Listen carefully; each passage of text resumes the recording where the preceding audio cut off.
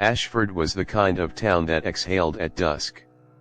Lamps burned a tired amber along the main street, and the wind moved in low, agreeable sighs through the beeches that fenced the park. On Ashford Street, where the cobbles veered toward the old carriage road and the hill sloped into a patch of stubborn woodland, stood a Victorian home whose name people had learned to avoid, the Holloway House. It wasn't abandoned, at least not officially. Taxes were paid by a distant heir, a maintenance company visited twice a year to test the boiler, replace a tile, sweep a gutter. But the real maintenance, the daily intimacy any house demands, had long since ceased. The elements had touched it without truly entering, as though the building possessed an etiquette of its own, a hush that asked the rain to tiptoe and the sunlight to dim itself to a respectful murmur. The house rose in 3 tiers of red brick, the corners braced by stone coins, the windows tall and narrow like solemn faces looking down their noses at the street. The roof climbed steeply, slate after slate shouldering the next, and at the top, the attic window, an eye that never blinked, stared north over the hedgerows and the abandoned railway cutting. Children used to play at daring, ride your bike past Holloway House without looking up, or toss a marble and see if it vanished before it hit the sill. These games ended when someone's marble truly did disappear. The boy swore it never struck wood or glass, only the air, and then it was gone, as if the house had breathed in. Neighbors developed rituals. You did not pause on the pavement out front, you kept your keys ready, you did not speak the family's name above a whisper. Stories shifted with the seasons. There had been a fever once, there had been a fire, there had been a child no one could place in the ledgers of birth or death, a child who appeared in photographs only as a smudge beside adults who never smiled. Yet paper records proved inconclusive, and no one argued with records. The house remained unrented, unsold, unloved, like a sentence that the town had learned to read around without ever finishing. In late October, when the clocks were due to fall back and the evenings folded early into themselves, a new caretaker was contracted to live on site until the heir decided whether to sell or restore. He arrived with 2 suitcases and a battered typewriter, a tidy man with thoughtful eyes who paused at the gate not from superstition but inventory. Elias Morton Elliott to friends, though the town would not learn this, counted windows, weighed gutters, checked the lean of the chimney and the integrity of the porch posts. He had kept houses before, his skill lay in making neglected rooms remember what it meant to be rooms. He unlocked the door and let the cold, waiting air slide past him like a cat that refuses to be acknowledged. The lock turned soundly. The hinges complained in a voice that tried not to. Dust floated in the entryway like century-old confetti suspended in a forgotten draft. The smell was specific: old soap, desiccated flowers, coal, damp paper.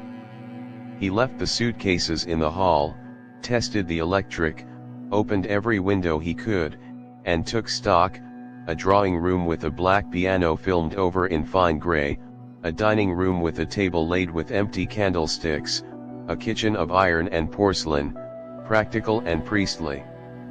He followed the stair to the 2nd floor, set a palm against the newel to feel the house's temperature, listened to its timbers make an old ship's small noises. On the landing he noticed the narrow door at the end of the corridor, the one that led to the attic. It possessed a gravity out of proportion to its height. He did not touch it. Work first, then curiosity. By evening, the Holloway house had learned a new routine. Lamps clicked on. A kettle found its stove. The caretaker hummed something tuneless but steady while he aired the mattresses and shook the curtains. A rhythm began to thread itself through the rooms, the rhythm of a human being making a place live again. And the house, which had long endured the weightless manners of absence, listened the way old animals listen, with one ear cocked toward its own past. I did not move into Holloway House to chase ghosts.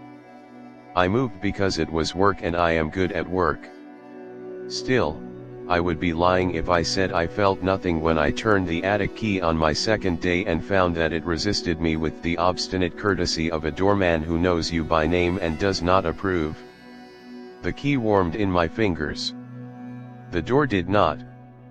I decided I could postpone the attic until I had earned the right to it by cleaning the rest. The first night was uneventful if I measure it by light and sound. The second was nearly so. On the third, the house cleared its throat above me. The noise was not footsteps, not exactly, though my mind tried to name it as such and be done. It was a dragging sound, a fabric pulled across wood, as if a long curtain had been drawn by fingers too patient to be human. I lay still and counted breaths. The house counted with me and then outlasted me, which felt like a kind of victory I had not consented to. I told myself that old houses keep their own weather. Pipes speak, rafters sigh, wasps spin thoughts in the dry wall.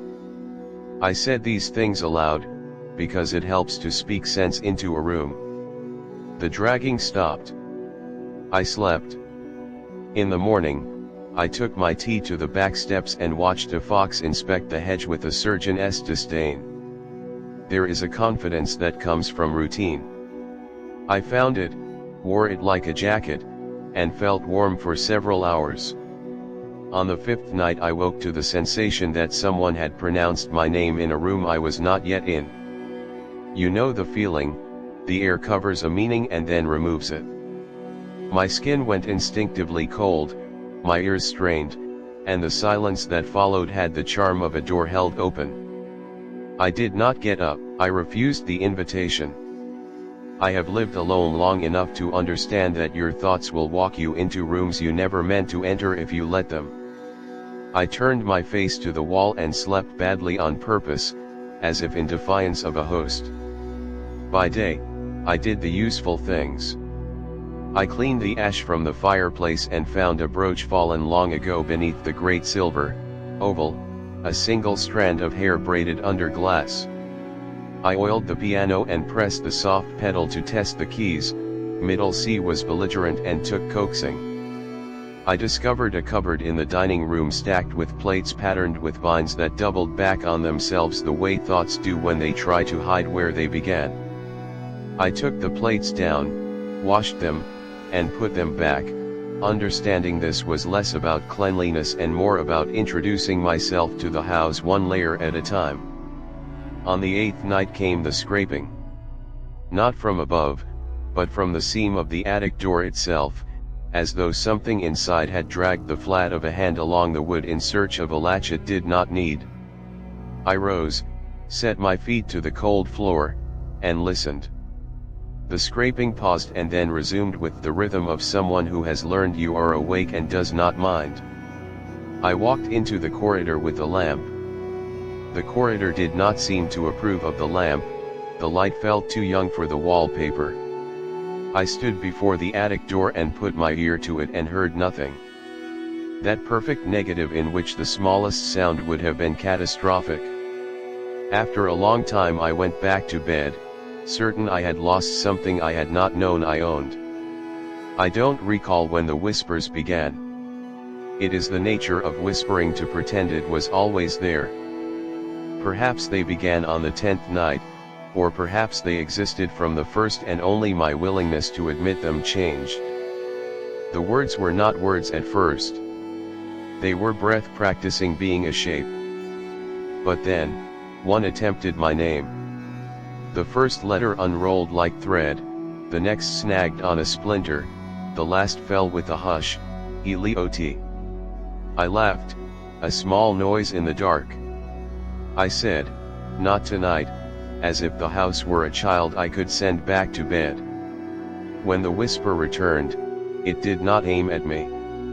It seemed to address the room, or the idea of me. As if my name were a location. By the second week I had nurtured an unhelpful habit. I stopped standing with my back to doors. I turned plates so that the pattern faced away from me. I avoided the hall mirror at night because I did not like the thought of the mirror keeping me when I left. These are not sane thoughts, but they are not rare. Houses train you. This one trained me quickly. Eventually, curiosity perfected its disguise as responsibility. I decided that an attic is under a caretaker's remit as much as a cellar is, and that my avoidance had become unprofessional. I held the key in the afternoon sunlight to warm it, because that seemed like the kind of gesture an old house might respect. The key turned without complaint. The door opened with a sigh that stayed in the hinges as a memory. Stairs rose in a sharp angle, bare wood with the runner once red now rust. Dust drifted upward rather than down. I could feel the temperature drop in steps, as if each riser were a season lifted from a calendar. The attic was larger than the house implied, as if the roof had learned a trick of hiding space from the floors below. Dormers pressed darkness into corners. Trunks were arranged with ceremonial efficiency, as though someone had once rehearsed the necessity of escape and then never fled. A garment rack leaned under the weight of coats that had the posture of vacated people. The window narrow, north-facing held a skim of grime that made the afternoon look like another century standing just outside the glass. I did not whisper hello, because that is a thing people do in films, and because I have never believed that politeness can save you from what does not require it.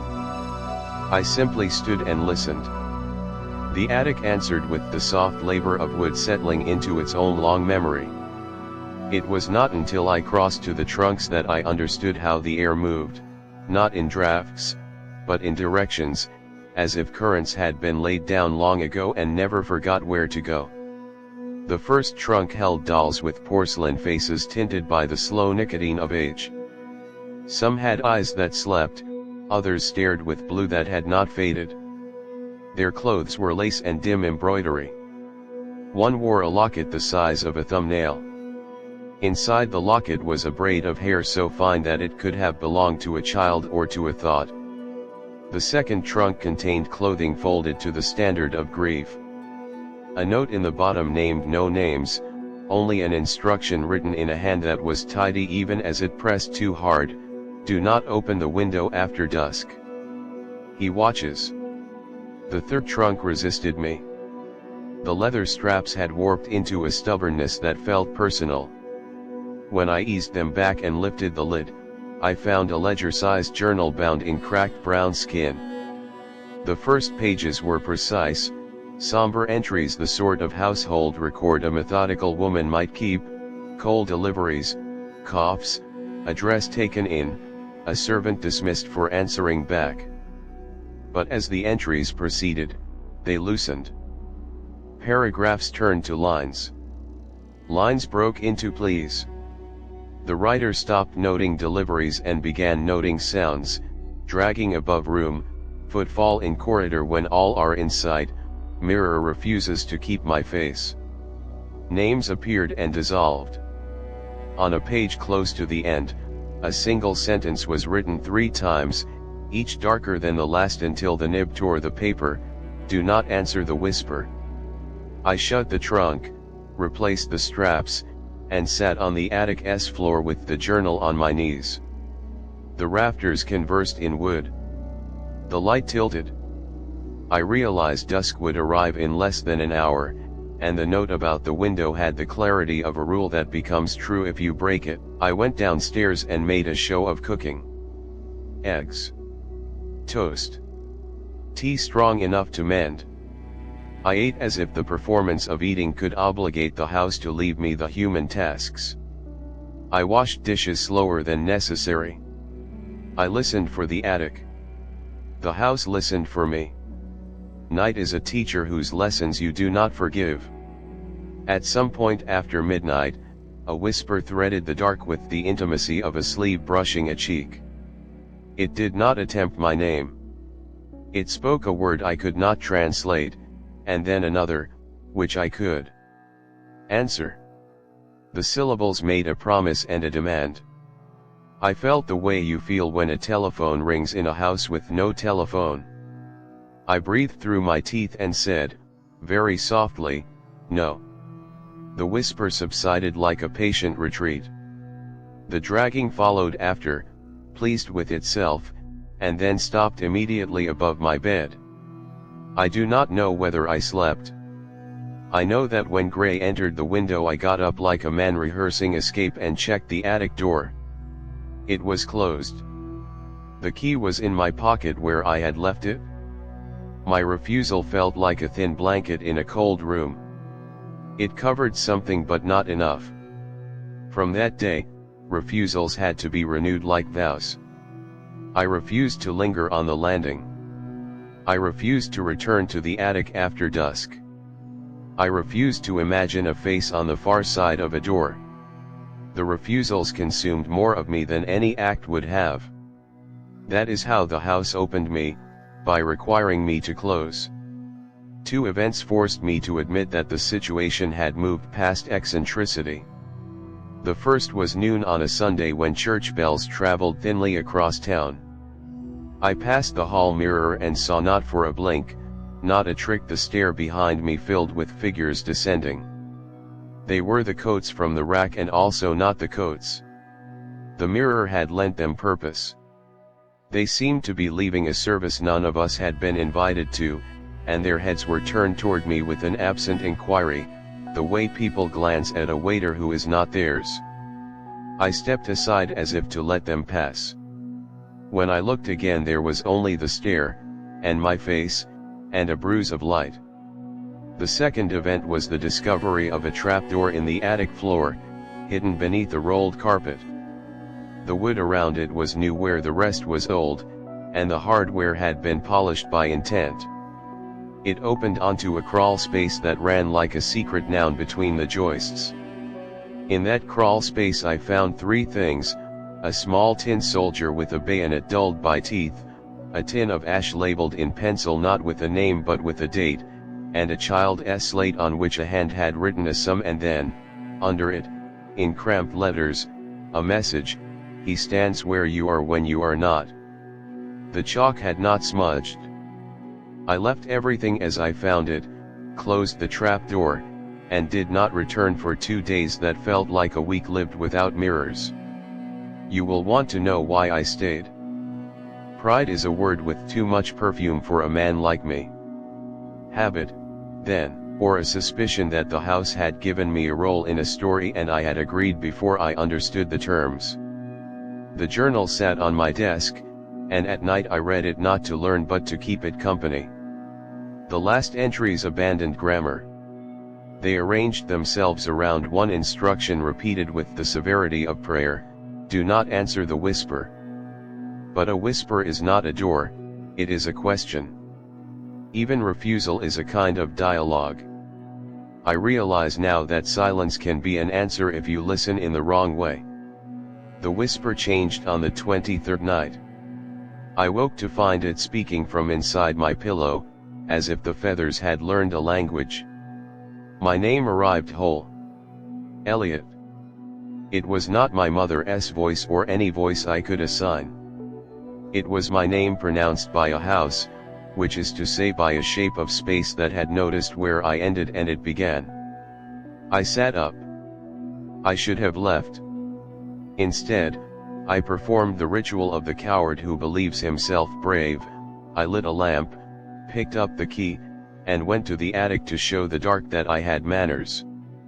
At the top of the stair, the door yielded easily. I entered the attic with the lamplight held out like an apology. The room had made itself simple to be understood. The trunks were aligned to frame the window. The coats had shifted into something like attention. And there, on the floorboards in the center, lay the journal, open to a page I had not reached. The entry was brief, a single line written as if the hand had been caught mid-flight: when you finally answer, it will not be with your mouth. I knelt. The lamp made a ring of assurance that meant nothing beyond its circle. I said into the quiet, I want to answer. The floor replied with a drag that felt like a body changing its mind. The window screen thinned until I could see my own lamp in reflection and the town beyond and, in the glass, a second lamp behind me that I was not holding. I turned. What I saw was not a figure. It was the remainder left when subtraction becomes personal. A density of shadow with edges too articulate to be accidental, a suggestion of shoulders and a head and the patient angle of someone standing where you are when you are not. It did not advance. It understood etiquette.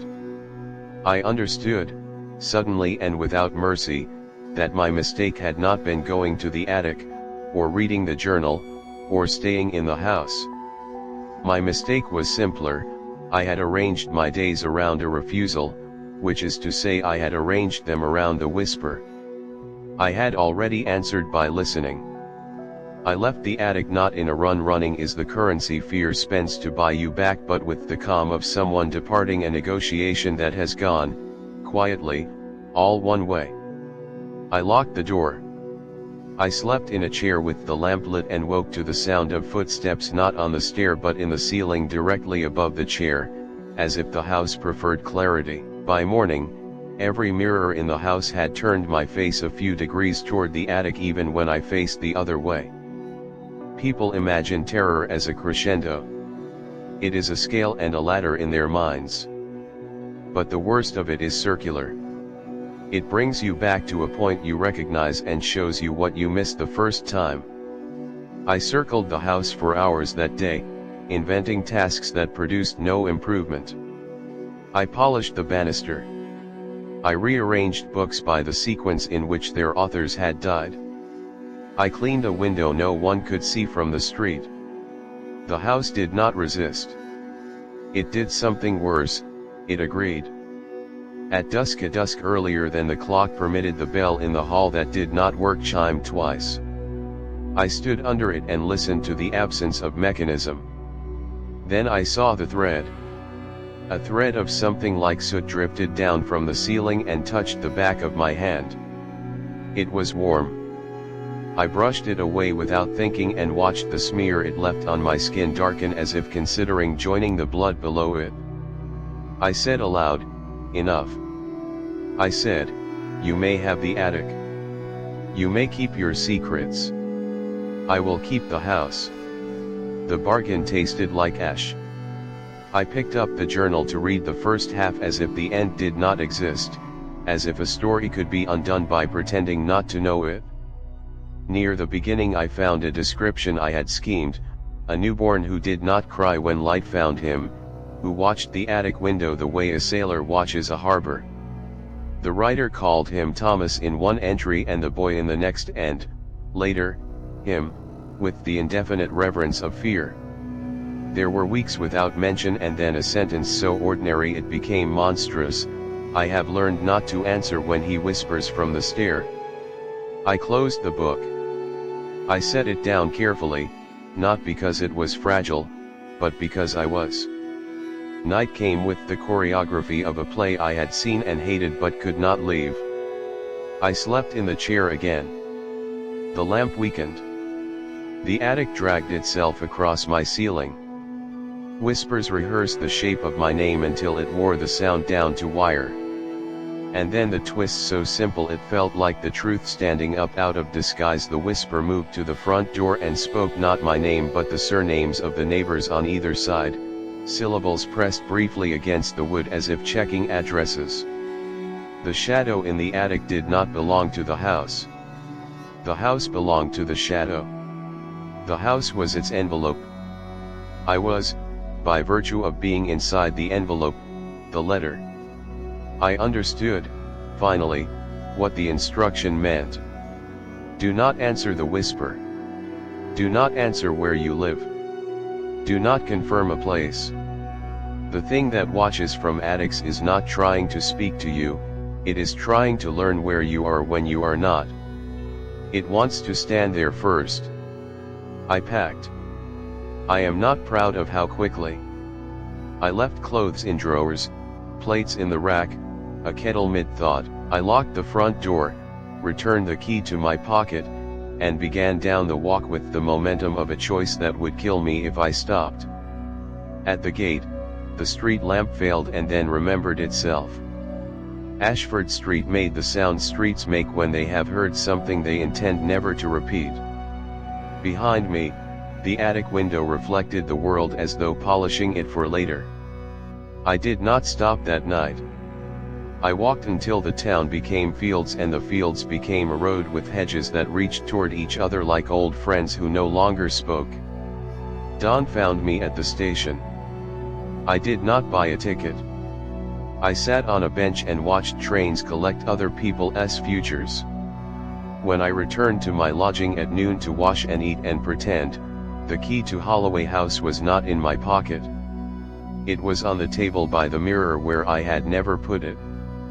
The mirror held the room correctly except that the door behind me was open in it, and in the doorway something the length of a person but not the width stood with patience. I left the room. I did not return for 2 days. The management company sacked me politely. The heir sent a letter that apologized without specificity and asked for the keys. I mailed the spare. I wrote a note that said the house was a good house and should be treated as one. I ended with advice that meant nothing unless you had earned it: keep the attic closed after dusk. Do not answer the whisper.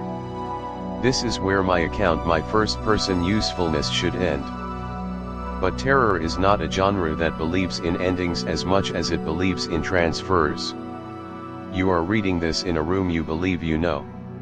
You trust the distance between your chair and your door, the way the light arranges itself along the wall, the familiar obligation of your ceiling to be above you and not also somewhere else. You even trust your name, that shortest of bridges other people use to cross to you. Listen to how it sounds in your head when you read it silently just now. Hear the private pronunciation only you allow. Keep that sound unspoken for the next 5 minutes. Consider it an experiment in not answering.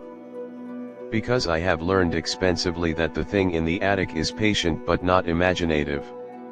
It will take the first path you give it. If you offer it your voice, it will follow your voice through walls. If you offer it a mirror, it will step through your reflection and wait behind you until you mistake its resting for your shadow's. If you offer it your address in the old, superstitious way by answering when it calls, it will know the shape of your absence and stand there when you are not. And when you return, as we all must, you will discover the smallest rearrangements, a spoon wrong in the drawer, a book leaning into another as if confiding, a thread of soot on the back of your hand that is warm when it should not be. So here is the last instruction in a language that prefers instructions to prayers: do not answer the whisper. You think this is easy. You think you will know the difference between the whisper and the rest of the world. You want it. It imitates. It practices. It will use the voice of someone you miss because grief is an unlocked room. It will use the voice of someone you fear because fear is a lit corridor. It will use your own voice because the mirror taught it the shape of your mouth. It will start with the kind of politeness that demands reply. Are you there? Can you hear me? Is this yours? And then it will say your name with the exact degree of affection required to seem like a memory. That is when you will answer if you have not already trained yourself to do nothing at all. Do not look at the ceiling now. Look at the floor. Notice the grain of the wood or the weave of the carpet. Imagine the attic above you the way a map imagines a border, an agreement, not a fact. Think of the empty space between joists as a country of its own where no one speaks aloud. Let your breathing be the only declaration you make. If you must move, move quietly. If you must speak, speak to yourself the way a person recites a phone number to keep from forgetting it, a string of digits with no meaning to anyone who is not you. If there is a mirror in the room, turn it to face the wall for tonight. Not because mirrors are doors, though sometimes they are, but because a mirror is an answer waiting to happen. If there is a window, do not open it after dusk. You do not need the air that will come in. It is not for you. If there is a child in your house who sleepwalks, meet them at the foot of the stairs and guide them gently back without asking questions you do not want answered. And when the whisper comes, it will come lightly first, as if your name were the next word in a sentence someone else began. Let the silence after your last thought be your only reply. Do not give the house where you are. Do not give the place you will be when you are not. If you must call anyone, call them by a nickname you never use, call them wrong on purpose, teach your tongue to be an unreliable witness. Perhaps you believe you are safe because you do not have an attic. Houses cheat. They find ways to be taller than they are. The space above your bathroom, the closet you never use, the crawl space under the eaves a contractor warned you about and then forgot. These are all attics in the grammar that matters. The whisper can stand anywhere. A ceiling can remember the shape of footsteps. There will be a test. It will be small. A bell that does not work will ring. A thread of soot will fall and be warm on your hand. A door you did not open will be politely ajar with the air of a neighbor who has brought back something you dropped. If you fail, nothing will happen at once. That is the mercy and the cruelty. It will take possession of the exact place where you are not, and you will only notice when you come back to find your life occupying itself without you in minor ways. Light left on in an empty room, chair warmed where no one sat, the feeling, as you lie down, that the bed is already remembering a weight that is not yours. You will be tempted to ask a question into the dark to prove you are rational. You will say, "Who is there?" There is no innocent version of that question. It is a boast disguised as curiosity. It is a door with your name on it. If you must speak at all, say nothing that can be answered. Say, "I am busy," the way you would to a salesman at the gate of a house that is not worth the mortgage. Better yet, say nothing and keep saying it until morning teaches the room how to belong to you again. Do not answer the whisper. It is late now. The lights beyond your window have decided whether they are street lamps or stars. Somewhere up the road, a fox is considering a hedge. You know this because you have lived in places where nights contain small, precise lives. You will want to check the attic door, the door you do not have or do not use. You will want to make sure it is locked and that the key is where you left it. Here is the truth the Holloway house taught me: locks are theater. The only door that matters is made of breath, and you open it with your answer. When the time comes, and it will come with the soft confidence of something that has crossed many rooms to arrive, do not test yourself. Do not be brave as if bravery were a noise. Be empty of reply. Let the shadow learn that there are houses in which names are not keys, only decorations on the mail. And if, despite everything, you fail, if you answer without meaning to, if some childhood reflex catches your mouth and opens it, then leave. Leave in the middle of the sentence the way a thought leaves a room. Walk until the town becomes fields and the fields become a road with hedges that reach toward each other like old friends. Sleep where there is no ceiling except the sky. When you return, do not bring the old key. Buy a new lock and a new mirror and a new habit of keeping your name to yourself after dark. Do not answer the whisper. Because when the attic door opens tonight, it will not be in Ashford. It will not even be in a house with history acceptable enough to wear in public. It will be in your house where your dishes are stacked with the pattern facing away, where your lamp makes its circle of assurance, where your bed has already learned your outline. And when the shadow steps down, it will not call my name. It will call yours with the exact degree of affection required to seem like a memory. If you give it that memory, it will stand where you are when you are not, and every time you return it will be a little more practiced at pretending to be you. Do not answer the whisper.